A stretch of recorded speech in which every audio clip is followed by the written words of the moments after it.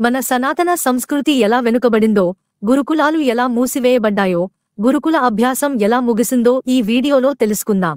మీరు నిజంగా హిందూ ధర్మాన్ని ముందుకు తీసుకువెళ్లాలి అనుకుంటే ఈ వీడియోని లైక్ చేయండి. ఇంగ్లాండ్లో మొదటి పాఠశాల 1811లో ప్రారంభించబడింది. ఆ సమయంలో భారతదేశంలో 7,32,000 గురుకులములు ఉన్నాయి. గురుకుల సంస్కృతిలో అంటే సనాతన సంస్కృతిలో ఈ విషయాలను బోధించారు. అగ్ని విద్య, లోహశాస్త్రం, వాయు విద్య, గాలి, జల్ విద్య, నీరు, అంతరిక్ష విద్య, స్పేస్ సైన్స్, పృథ్వీ విద్య, పర్యావరణం, సూర్య విద్య, సౌర అధ్యయనం, చంద్ర మరియు లోక్ విద్య, చంద్ర అధ్యయనం, మేఘ విద్య, వాతావరణ సూచన, ధాతు ఊర్జా విద్య, బ్యాటరీ శక్తి, దిన్ రాత్ విద్య, శ్రద్ధా విద్య, అంతరిక్ష పరిశోధన, ఖగోళ విజ్ఞానం, ఖగోళ శాస్త్రం, భూగోళ విద్య, భౌగోళిక, కాల విద్య, సమయ అధ్యయనాలు, భూగర్భ విద్య, జియాలజీ, మైనింగ్, రత్నాలు మరియు లోహాలు, ఆకర్షణ విద్య, గురుత్వాకర్షణ, ప్రకాశ విద్య, శక్తి, సంచార విద్య, కమ్యూనికేషన్, విమాన విద్య, విమానం, జలయన్ విద్య, నీటి నాళాలు, అగ్నియ ఆస్ట్రా విద్య, ఆయుధాలు మరియు మందుగుండు సామగ్రి, జీవవిజ్ఞాన విద్య, జీవశాస్త్రం, జంతుశాస్త్రం, వృక్షశాస్త్రం, యజ్ఞ విద్య. ఇది శాస్త్రీయ విద్య యొక్క చర్చ. ఇప్పుడు ప్రొఫెషనల్ మరియు టెక్నికల్ విభాగాల గురించి తెలుసుకుందాం. వ్యాపార విద్య, వాణిజ్యం, కృషి విద్య, వ్యవసాయం, పశుపాలన విద్య, పశుసంవర్ధక, పక్షిపాలన, బర్డ్ కీపింగ్, యాన విద్య, మెకానిక్స్, వాహనాల రూపకల్పన, రతన్కర్, రత్నాలు ఆభరణాల రూపకల్పన, కుమ్హార్ విద్య, కుమ్మరి, లఘు, లోహశాస్త్రం, కమ్మరి, తక్కలు, రంగ్ విద్య, డైయింగ్, ఖాట్వాకర్, రజ్జుకర్, లాజిస్టిక్స్, వాస్తుకర విద్య, ఆర్కిటెక్చర్, ఖానా బనానే కి విద్య, వంట, వాహన్ విద్య, డ్రైవింగ్, జలమార్గాల నిర్వహణ, సూచికలు, డేటా ఎంట్రీ, గౌశాల మేనేజర్, పశుసంవర్ధక, బాగ్వానీ, హార్టికల్చర్, వాన్ విద్య, అటవీ, సహోగి, పారామెడిక్స్. ఈ విద్య అంతా గురుకులంలోనే బోధించబడింది. కాని కాలంతో పాటు గురుకులాలను అదృశ్యము చేసి బ్రిటిష్ వారు ఈ జ్ఞానం అంతటినీ కనుమరుగయ్యేలా చేశారు. ఇది మెకాలేతో ప్రారంభమైంది. ఈ రోజు మెకాలే పద్ధతి ద్వారా మన దేశ యువత భవిష్యత్తు ఇప్పటికీ నాశనం అవుతోంది. భారతదేశంలో గురుకుల సంస్కృతి ఎలా ముగిసిందో ఇప్పుడు చూద్దాం. కాన్వెంట్ విద్య పరిచయం గురుకులాన్ని నాశనం చేసింది. భారతీయ విద్యా చట్టం 1835లో ఏర్పడి 1858లో సవరించబడింది. దీనిని లార్డ్ మెకాలే రూపొందించారు. మెకాలే ఇక్కడ విద్యావ్యవస్థపై ఒక సర్వే నిర్వహించగా చాలా మంది బ్రిటిషర్లు భారతదేశ విద్యా విధానం గురించి తమ నివేదికలను ఇచ్చారు. బ్రిటిష్ అధికారి ఒకరు G.W. లూథర్ మరియు మరొకరు థామస్ మున్రో.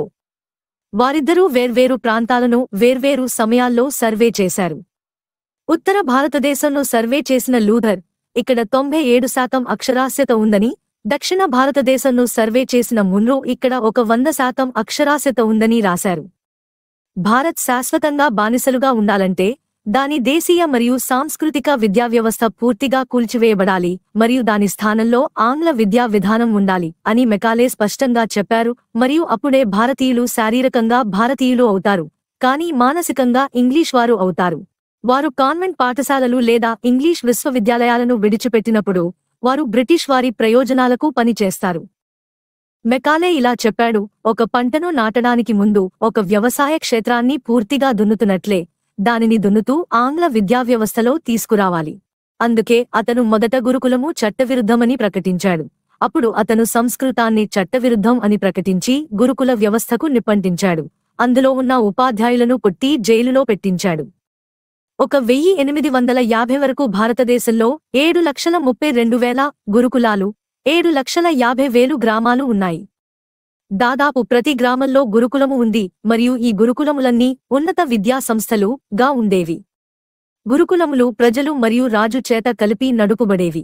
గురుకులాలు రద్దు చేయబడ్డాయి మరియు ఆంగ్ల విద్యను చట్టబద్ధం చేశారు మరియు కలకత్తాలో మొదటి కాన్వెంట్ పాఠశాల ప్రారంభించబడింది. ఆ సమయంలో దీనిని ఉచిత పాఠశాల అని పిలిచేవారు. ఈ చట్టం ప్రకారం కలకత్తా విశ్వవిద్యాలయం, బొంబాయి విశ్వవిద్యాలయం, మద్రాస్ విశ్వవిద్యాలయం సృష్టించబడ్డాయి. ఈ 3 బానిస యుగ విశ్వవిద్యాలయాలు ఇప్పటికీ దేశంలో ఉన్నాయి. మెకాలే తన తండ్రికి ఒక లేఖ రాశారు. ఇది చాలా ప్రసిద్ధ లేఖ. అందులో అతను ఇలా వ్రాశాడు: కాన్వెంట్ పాఠశాలలు భారతీయుల మాదిరిగా కనిపించే పిల్లలను బయటకు తీసుకువస్తాయి కాని వారి మెదడు ఇంగ్లీషు భావజాలంతో నిండి ఉంటుంది మరియు వారికి వారి దేశం గురించి ఏమీ తెలియదు. వారి సంస్కృతి గురించి వారికి ఏమీ తెలియదు.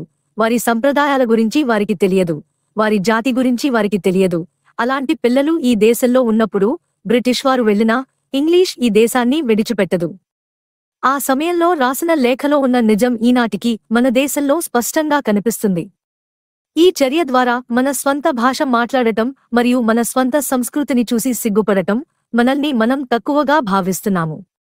మాతృభాష నుండి దూరం కాబడిన సమాజం ఎప్పటికీ అభివృద్ధి చెందదు మరియు ఇది మెకాలే యొక్క వ్యూహం. నేటి యువతకు భారతదేశం కంటే యూరప్ గురించి ఎక్కువ తెలుసు. భారతీయ సంస్కృతిని గొప్పతనం తెలుసుకోండి. మన భారతీయ సంస్కృతి, వారసత్వాన్ని తిరిగి పొందే సమయం ఇది. మీరు నిజంగా భారతదేశంలో సనాతన సంస్కృతిని మేలుకొలపాలంటే ఈ వీడియోని హిందువుకు, అలాగే ప్రతి వాట్సాప్ గ్రూప్లో సెండ్ చేయండి. వీడియోను లైక్ చేయండి. జై హింద్.